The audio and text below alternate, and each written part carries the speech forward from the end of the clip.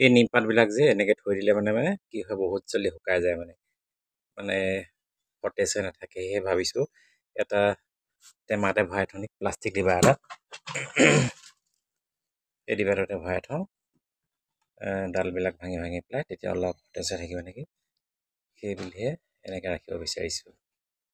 এটা মানে চাওঁ, ট্ৰাই কৰি চাওঁ থাকে নাথাকে, নিশ্চয় দেখাম আপোনালোকক যদি থাকে 2-3 দিনৰ কাৰণে।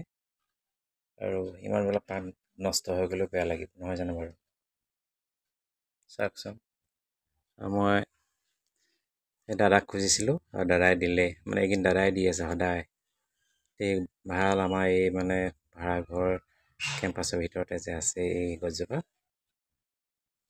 মানি ভগৱানৰ ওচৰত ধন্য মানিছোঁ, সহজে পাইছোঁ। আগতে দেখিছিলোঁ আমাৰ গাঁৱত কাৰোবাৰ হ'লে মানে নিমপাতৰ কাৰণে হাবাথুৰি খাই ইমান দূৰলৈ যাবলগীয়া হয় নহয় বিচাৰিবলৈ, আৰু সকলোৱে দিবলৈ ইচ্ছাও নকৰে। ইয়াতে লাগে বুলিলে মানে হাত বাই মানে পাইছোঁ, কিন্তু নিজে ছিঙা নাই বাৰু।